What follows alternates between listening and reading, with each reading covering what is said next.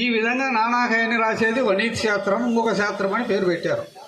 కానీ వాస్తవంగా ఉండేటటువంటి శాస్త్రాలు 6: గఖ, రభౌ, జోబ్ర. గ అంటే గణితము, ఖ అంటే ఖగోళము, రా అంటే రసాయనము, బౌ అంటే భౌతికము, జ్యోతిష్యము, బ్రహ్మ విద్య. అమ్మ 2 నిమిషాలు రా మీకోసమే. ఒక మంత్రం అనేది ఉన్నది. ఇప్పుడు ఉదాహరణకు ఒకనికి ఎవరికైనా ఒక పాము కుట్టేదనుకోండి, అది మందుతోనైనా పోవచ్చు. ఒక మాంత్రికుడు మంత్రం మంత్రించినా పోద్ది. ఆ మంత్రంలో కూడా శక్తి ఉన్నది. ఆ మంత్రానికి కొన్ని బీజాక్షరాలు ఉన్నాయి. ఇప్పుడు మనం ఒక రూట్ తీసుకొని, ఒక కారు తీసుకొని రూట్ మ్యాప్ మనకైనా తెలిస్తే హైదరాబాద్ కానీ ఢిల్లీ కానీ పోగలుగుతున్నాం. రూట్ మ్యాప్ లేకుండా మనం 10 రోజులు ప్రయాణం చేసినా కూడా గమ్యం చేరలేం కదా. ఈ మంత్రంలో ఉండే మంత్రాక్షరం ఏంటి, దాని శక్తికి రూట్ అది. దానివల్ల ఈ మంత్రాన్ని మనం చేసినట్టయితే దాంట్లో ఉండేటువంటి శక్తులు వస్తాయి. ఇప్పుడు ఒక పెద్ద యోగి చెప్పిన విషయం ఏంటంటే, ఈ శాస్త్రాలు 6.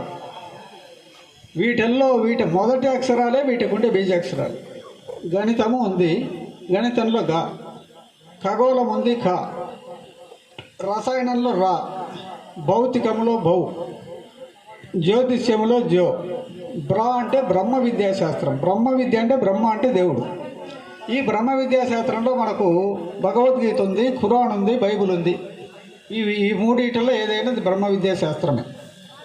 ఇప్పుడు మీ పిల్లలకు ఈ ప్రపంచంలో ఉండే మొత్తం శాస్త్రాలు ఏ చదువు చదివినా ఈ 6 ఉండేది. మీ పిల్లలందరికీ రేపు మంచి చదువు రావాలి, ఉజ్వలమైన భవిష్యత్తు కావాలంటే ఈ 6 అక్షరాలు రాసుకోండి మీరు. ఇది ప్రతి ఆదివారం రోజు ఒక పీఠ మీద కానీ కుర్చీలో కానీ కింద కానీ కూర్చొని తెల్లటి బట్ట వేసుకొని తూర్పు వైపు తిరిగి గఖ, రభౌ, జోబ్ర ఈ 6 అక్షరాలు కింద పిల్లలు 108 సార్లు కింద చెప్పగలిగితే ఒక ఆదివారం మీరు ఒక నెల 2 నెలలు ప్రయత్నం చేయండి, మీ పిల్లలలో మార్పు వస్తుంది. అది మీరు కింద గుర్తుపెట్టుకొని చేయగలిగితే రేపు పెద్ద చదువులు కూడా చదువుతారు. అంత శక్తి ఉన్నది అటల్లో.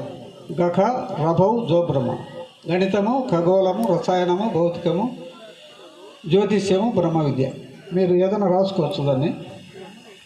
గఖ రావడానికి 108 కోట్ల సంవత్సరాలు ఉంటుంది. ఇది ఈ 108 కోట్ల సంవత్సరాలలో కృతయుగము, త్రేతాయుగము, ద్వాపరయుగము, కలియుగము అని 4 యుగాలు వస్తున్నాయి. ఇప్పుడు మనం ఉండేది కలియుగం కదా.